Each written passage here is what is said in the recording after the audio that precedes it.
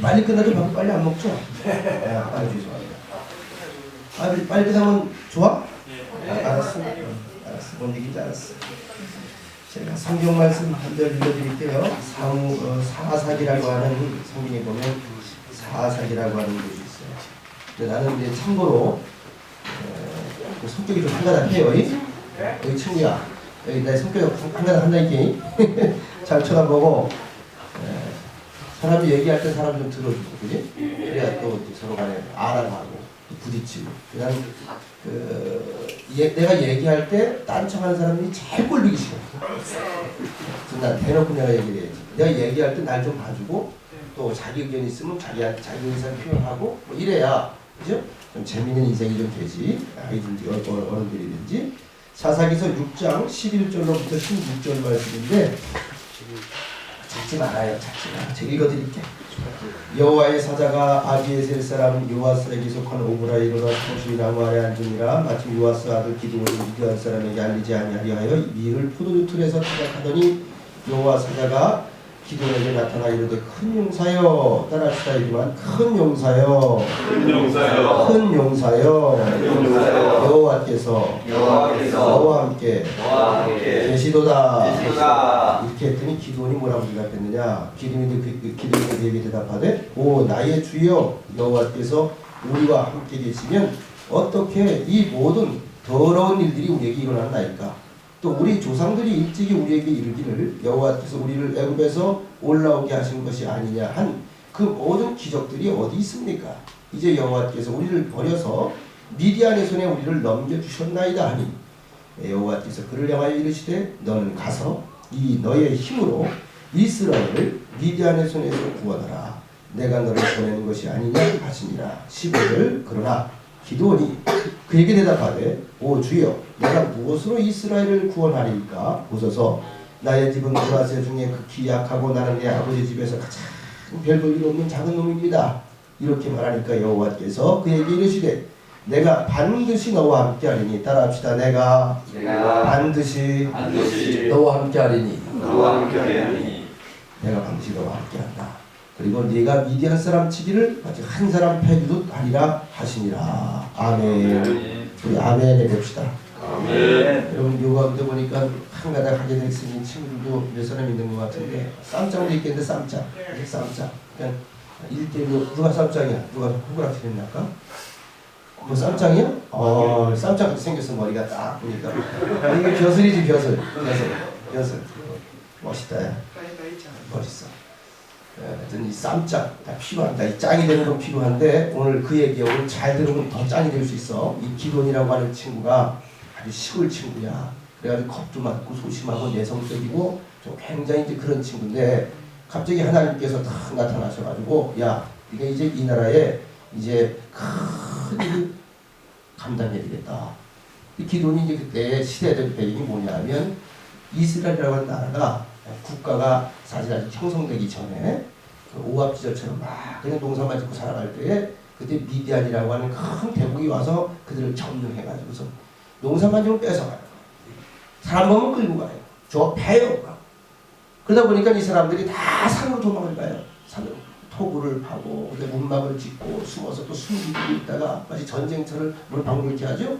그렇게 살면 못 살겠는 거야. 그래서 하나님 왜 우리를 버렸습니까? 왜 우리가 이렇게 살아야 됩니까? 너무 지칩니다. 힘듭니다. 잠잘 수 없습니다. 농사를 마음대로 질 수 없습니다. 먹는 건 마음대로 못 먹습니다. 사람이요. 그러니까 여러분들이 경험을 해봤겠지. 요즘 젊은 친구들은 또 우리보다 훨씬 나으니까 이 사람이 좀 편안할 때는요. 이 생각 저 생각 다 해봅니다. 근데 사람이 좀 힘들고 막 코너에 몰리면 사람이 절박해져요. 여러분 꼭 기억하세요. 절박할 때 생각나는 게 가장 중요한 거야. 아시겠어요? 절박할 때 생각나는 게 가장 중요한 거예요. 이스라엘 백성들이 자기 고집대로 살고 자기 소견대로 살고 지멋대로 막 살 때, 풍요로울 때 다 그렇게 해도 아무도 뭐라고 안 할 때 그렇게 막 살다가 막상 이렇게 이제 먹고 사는 거 힘들어지죠. 잠잘 데 없죠. 그 다음에 초라해지죠. 너무 고통스럽죠. 자유가 억압되죠. 이러니까 감옥에 갇혀있는 그 기분으로 이야기하는 거죠. 누가 날 좀 구원해 주랴. 근데 언뜻 떠올라요. 뭐가? 어릴 때 들었던 이야기. 누구 이야기?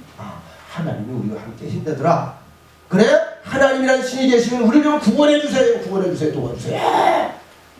이럴 때에 이제 기돈이라고 하는 친구에게 이제 하나님이 오신 거예요. 기돈이 어떻게 농사꾼이죠. 또 아직 젊은 아이고 아직 힘도 없죠. 내성적이고 숙기도 없고 싸워본 적도 없고 근데 큰 용사래. 그때는 기돈이 놀랐어요. 나 같은 게 무슨 큰 용사예요. 저는 무식한 놈이에요. 그 가끔 텔레비전이라는 거 시시도 웃긴 하고 그런 놈이지 뭐 나한테 무슨 기대를 하십니까? 별볼 일이 없습니다. 저는 밖에 나가서 싸움도 한번 제대로 못 해본 놈이에요. 제가 뭘 합니까? 그러면서 따지기를 해요. 이렇게 따집니다. 아니 하나님이 살아계시다면 지금 하나님이라고 그러셨는데 하나님이 살아계시다면 왜 우리나라가 이 모양 이 꼴이 됩니까? 뭐 옛날에 많은 기적들을 행해가지고 홍해를 건너게 하고 무슨 뭐 반석에서 물이 나오게 하고 그런 기적들을 막 해야 되는데 그런 기적은 다 어디 있습니까? 이러고 따지는 거예요. 이때 하나님이 딱 한마디. 하나님은 말씀이 이렇게 많은 복잡한 분이 아니고 한마디로 책임을 지는 분이에요. 따라합시다. 내가 반드시 너와 함께 하리라. 오늘 설교 끝이야. 이 얘기야. 내가 오늘 너와 함께 하리라. 너와 함께 하리라. 성경 이야기 조금만 해드릴게요. 성경의 이야기는 태초에 하나님이 천지를 창조하시니라 이렇게 시작이 돼요. 창세기 1장 1절 말씀.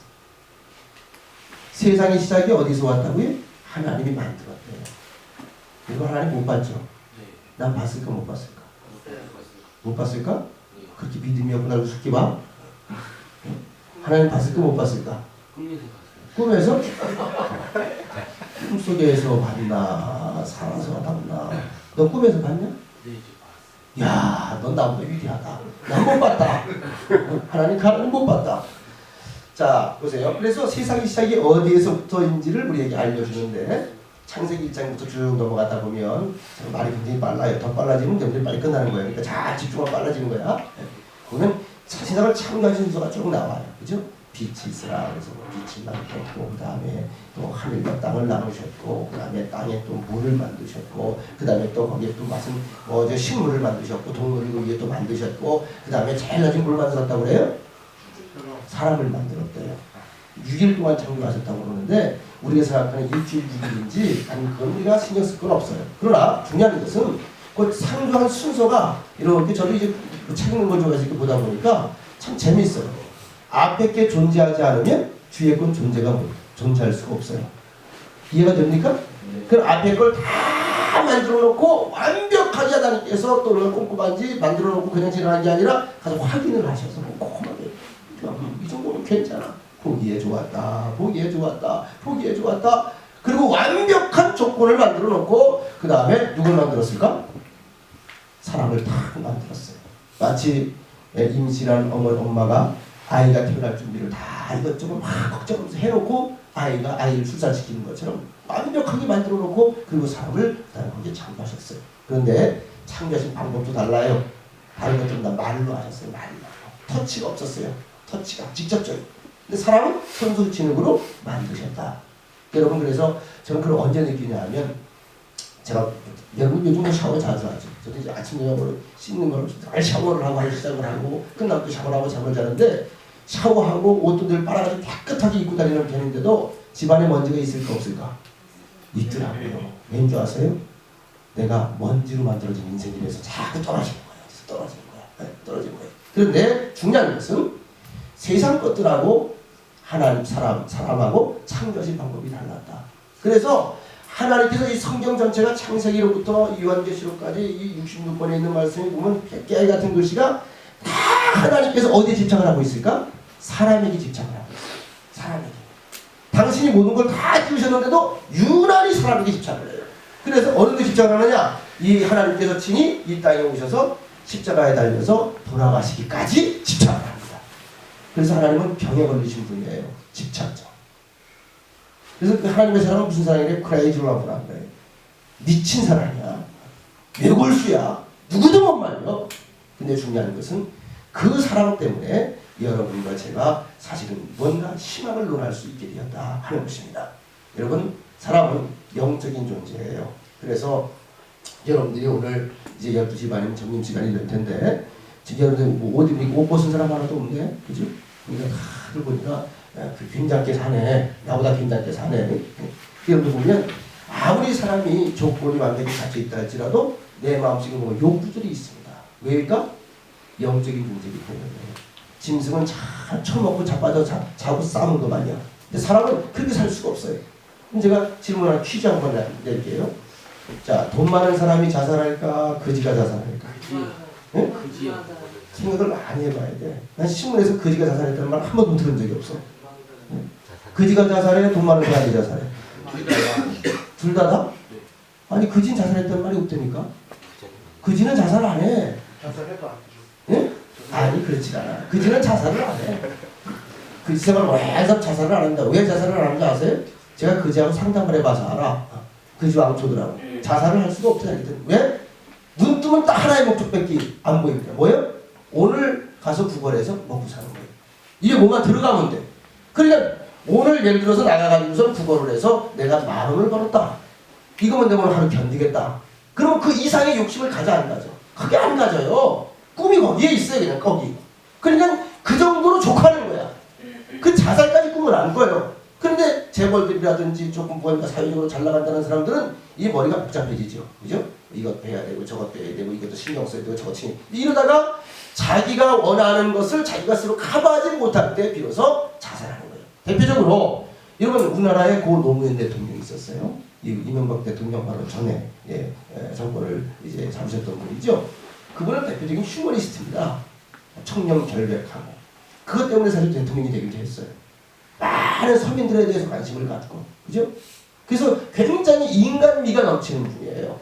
그러다 보니까 가끔 텔레비전에 비춰지는 모습들이 보면 어떤 왕으로서의 권위를 대통령의 권위보다는 뭔가 서민적이고 대통령이 어울리지 않은 것 같은 혼자 깨끗하고 열심히 살면 될 줄 알았어요. 근데 대통령 자리에 올라오니까 할 일이 많아요. 나중에 보니까 본인이 직접 하려고 하지 않았던 일들이 막 인간적인 사회에서 터지는 거야. 뇌물 사건이라든지 주변에서 막 먹잖아. 주변에서 그죠? 막. 이걸 보고 노무현 대통령이 왜 자살했을까? 이게 휴머니스트의 한계입니다. 자기가 어떻게 해볼 수가 없어요. 자기 깨끗하고 싶은데 깨끗해지질 않아요. 그래서 결국 어떻게 죽음으로써 내가 내 마음을 알리라. 그리고 죽은 거예요. 그래서 하나님 없는 인생은 대통령을 했든지 재벌이 됐든지 사업이 번창을 했든지 무엇을 했든지 하나님 없는 인생은 결국은 끝이 어디로 갈까요? 절망과 죽음으로 갑니다. 왜냐하면 인간이 할 수 없는 부분들이 세상에 많고 인간이 완벽한 존재가 아니기 때문에. 자, 오늘 읽은 말씀은 성경에서 사사기라고 불리우는 책 중에 하나인데 아까 말씀드렸습니다. 자, 이제 간단하게 요약을 할게요. 허물 많은 기드온, 겁 많은 한 농부가 어떻게 한 민족이 해결하지 못하는 커다란 문제를 해결해내는 지도자로 성공할 수 있었을까? 기드온이 결국은 성공을 합니다. 근데 이 성공은 결국은 하나님께서 만들어가신 하나의 작품인데 여러분들도 잘 되기 바라죠. 관심이 없어요? 잘 되기 바라죠. 좀 멋있었으면 좋겠죠. 그죠? 나중에 남들한테 무시당하지 않고 좀 더 커서도 클수록 점점 많은 사람들이 영향력을 미치는 사람이 됐으면 좋겠죠. 하나님은 그런 지도자가 되기를 원하거든요. 자, 그렇게 되는 인생. 망하는 인생보다는 잘 되는 인생. 실패하는 삶보다는 성공하는 삶을 소유하는 것. 이것이 사람의 행복입니다. 또 하나, 왜 사람이 불행해지느냐? 행복이 행복인 줄 모를 때 불행해지는 거예요. 그러면 어떤 사람이 불행해진다고요? 자기에게 있는 것을 가지고 무언가 하려고 해야 되는데 없는 것에 집중을 합니다. 여러분 있는 것에 집중을 해야지 없는 것에 집중을 하면 안 돼요. 제가 재미있는 글을 읽었어요. 어느 여대생이 부모님께 편지를 보냈대요. 사랑하는 아빠, 엄마 안녕. 그동안에 편지를 못 드려서 죄송해요. 갑자기 기숙사에 불이 나서 편지를 못 썼어요. 지금은 병원에서 나왔는데 의사 선생님 말로는 조금만 있으면 완전히 회복될 거예요. 그런데 그 기숙사에서 날 구해준 남학생이 있었어요. 그래서 갈 곳이 없어서 그 아이가 자취하는 자취방에 가서 늘 생활을 했어요. 그러다 보니까 아참 아기가 생겼어요. 그래서 아빠 엄마 손자 하나가 있었으면 좋겠다고 하셨죠? 기뻐해 주세요. 제가 그 남자친구의 아기를 가졌거든요. 곧 안아보실 수 있을 거예요. 사랑하는 딸로부터. 자, 이때 부모님이 그 편지를 읽은 순간에 하늘이 환하게 보였을까? 앞이 노랬을까? 어떻게 알아? 노래는 상황이야? 이 편지를 보는 순간 가슴이 철렁 내려앉고 철렁 내려앉고 가슴이 노래진 거야. 다른 건 아무 생각이 안 나요. 내 딸이 임신을 했다. 남자친구 애를 가졌다니. 동거하고 있다니. 아니 세상에. 이놈 공부하라고 학교를 보냈더니. 자, 이 생각을 가지고 있는데 편지 제일 뒷면에 깨알같이 중요한 표시를 해놓고 추신 뒷면을 읽어주세요. 있었어요. 그래가지고 뒷면을 다 돌이켜보니까 뒷면에 이렇게 써있더래. 아빠 뻥이래요. 사실은 불둔하지 않았고 저도 건강하고 물론 임신도 하지 않았지요. 저는 남자친구도 아직 없어요. 그런데 용서를 구할 게 있어요. 이번에 성적이 좋지 않아서 F가 4개나 돼요. 그래서 저는 엄마 아빠가 넓은 마음으로 이해하시리라고 믿어요. 사랑합니다. 딸로부터. 자, 이 딸 죽였을까? 웃고 말았을까? 죽였어요. 죽였을까? 평소에 공부를 못해가지고 외국 하나만 나오면 죽이려고 댕겼던 엄마 아빠가 앞에 편지를 딱 본 순간에 한이 떠오르잖아요. 세상에 어떻게 우리 집안에 이런 일이. 그랬다가 이제는 F가 4개가 딱 뜨는데 F 4개가 중요해 보일까 안 중요해 보일까? 전혀 안 중요해 보이는 거야. 왜? 앞에서 너무 놀래가지고. 이것만 아니면 된다. 이것만 아니면 된다. 자, 보세요. 이 편지를 읽고 처음에는 부모들이 기절초풍을 했는데 사실이 아니라고 하는 뒤에 말을 보고서 안도하고 그 뒤에 나오는 성경 이야기는 읽어보지도 않았어. 괜찮다니까. 다 거짓말이라니까. 자, 보세요. 우리 인생이 그래요. 보다 큰 문제가 생기면 작은 것은 문제도 안 돼요. 딸이 지혜를 써서 위기를 벗어난 거죠. 여러분, 우리는 많은 순간에 모든 것을 잃었다는 생각을 합니다. 뭐 시련을 당하고 또 학교에서 또 여러 가지 또 왕따를 당하고 또 싸우다 사고 쳐가지고 찍히기도 하고 또 입시에서 낙방하고 집이 너무 가난하고 또 가정이 또 와해되고 나는 고독하고 병에 걸리고 다 무너졌다고 느끼거든요. 이건 여러분만 가지고 있는 게 아니라 목사인 저도 마찬가지예요. 그런데 객관적으로 보면 별로 잃은 것이 없는 경우가 더 많습니다. 작은 돌멩이가 자기 신발 속에 있으면 매우 커 보이지만 남의 발에 있을 때는 아무것도 아닌 것처럼 느끼는 것 같아요. 여러분, 한 가지만 말씀을 드릴게요. 아싸 나오게 쉽게 승리하는 사람은 승자의 시선을 가지고 있습니다. 승리하는 사람은 항상 남은 것에 집중을 합니다. 잃은 것을 바라보면서 망연자실하는 것이 아니라 남은 것을 바라보고 다시 일어서요. 내게 남아있는 게 무엇이냐. 인체로 보니까 아직 건강이 남아있네. 젊음이 있네. 꿈이 있네. 주변에서 여러분들 이렇게 지켜보면서 기도하는 여러분들의 아름다운 목사님들과 주변에 선생님들이 있네. 뭔가 세계에 당신들이 심었던 그 세계관을 가지고 심어주려고. 여러분, 꿈을 심어주는 분들이 있지 않습니까? 여러분, 이런 말을 했어요. 남은 것을 보는 사람은 희망이 있는 사람이고 남은 것을 보는 사람은 다시 말하면 일어서는 사람이다. 라이놀드 니버는 이렇게 3가지를 기도했습니다. 주여, 첫째, 바꿀 수 없는 것은 받아들일 수 있는 평온을 주옵소서. 둘째, 바꿀 수 있는 것을 바꿀 수 있는 용기를 주옵소서. 셋째, 이 2가지를 구별할 수 있는 지혜를 주옵소서. 이 3가지 기도를 했습니다만 사실 이 기도는 하나의 기도입니다. 남은 것, 할 수 있는 것, 바꿀 수 있는 것에만 집중할 수 있는 마음을 달라는 거예요. 동서고금을 방문하고 그래도 뭔가 이루었다 그러고 뭔가 한 분야에서 존경받는 사람들의 인생은 뭐예요? 남은 것에 집중하고 그 가장 중요한 우선순위를 놓치지 않고 평생을 다 살아간 사람입니다. 꼭 기억하시고 여러분들이 남은 것이 내게 무엇이 있는가? 여러분들에게 너무나 귀한 젊음이 있습니다. 너무나 귀한 앞에 많은 세계관들은 다 여러분들의 것입니다. 그것은 가서 주워 먹는 자의 몫입니다. 이 말씀 꼭 기억하시고 제가 설교 준비는 좀 길게 했습니다만 여러분들 보면서 꼭 이것만 기억했습니다. 남은 것에 집중한 사람은 반드시 잘 됩니다. 이런 제가 보니까 너무 남은 게 많아요. 우리 교회 학생보다 남은 게 더 많은 거예요. 이런 게 남은 것에 집중하셔서 정말 하나님 앞에서 또 여러분들이 많은 사람들 앞에서 잘 되는 인생, 성공하는 인생, 위대한 일, 나름대로 존경받는 그런 귀한 인생 되시기를 간절히 축원합니다. 기도하겠습니다. 하나님께서는 세상의 많은 사람들에게 관여하십니다만 멋지게 쓰임받는 사람의 첫 번째 조건은 긍정적인 눈으로 자기 자신을 바라보는 사람입니다. 사람은 품은 생각을 말하게 되고 말하는 대로 행동하게 되고 행동이 습관을 만들고 그 습관이 인생을 이끌고 갑니다. 하나님께서 선택한 저희들을 마음속에 터치해 주셔서 모든 부정적인 자아상이 긍정적인 자아상으로 바뀌어서 참으로 하나님께서 우리에게 알려주신 기적의 세계, 믿음의 세계, 그 마음을 품고 멋진 인생 살아갈 수 있도록 도와주시옵소서.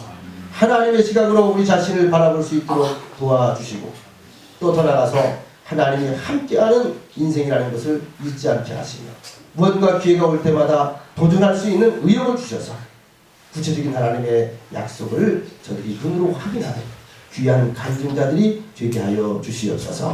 예수님의 이름으로 간절히 기도드리옵나이다. 아멘. 수고하셨습니다. 아이고 고맙습니다. 말씀 감사합니다. 박수로 우리